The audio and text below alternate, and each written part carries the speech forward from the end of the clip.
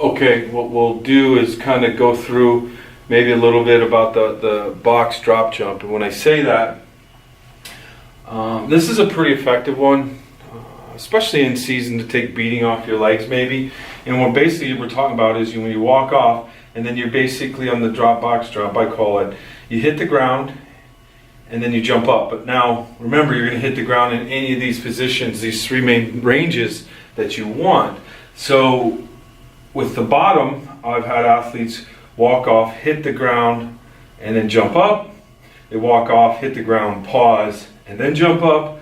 Would I use metabolic jumping? Yeah, it's possible. Not here though. With the bottom range of motion, in the thrust method, not used. The other one that I do like is the AFSM.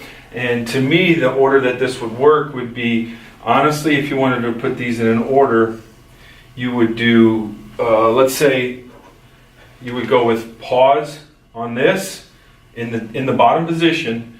In the bottom, you would go with pause first, then you go with the rebound,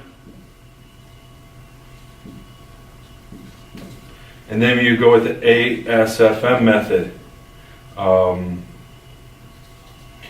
Basically, that being said, is when you hit the bottom, you first pause and then jump. You're working starting strength. You go, you hit, you come down quickly, get out of there in the bottom position, and then the ASFM method is what you would use at the end. And this may be, I would say, 2 to 3 week cycle, so you got a 9 week. The ASFM, remember, you're coming down, you're straight, you're landing in position, hitting hard, and exploding up. Now, you could do it in 3 week sections if you don't have 3 weeks. Let's say you have 6 or 4, I would use these two at the end, unless it's your first training cycle. If it's your first training cycle of the year, I would definitely use the pause at the beginning in the training cycle. But then if you wanted to drop the pause and just use a rebound or the ASFM, these are what I would do. Or if you got 6 straight weeks and your athletes are advanced, let's say it's at the end of summer, they've been through multiple training sessions, and then I won't give a number, but we're talking 30 to 50.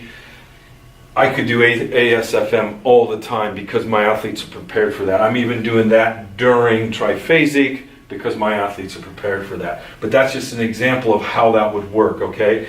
You could do this with obviously the body weight, the loaded. You could set up a hyper bands pulling you down, and you could do unloaded, but the unloaded is actually kind of accelerates you up, and then you don't land as hard. But the beauty of this box here is that you land up, and then I would put another box in there so that when you hit drop up, you walk off and do it again. So with the bottom position, that's definitely one that you want to get into in that regard. These are the 3 main things you would use.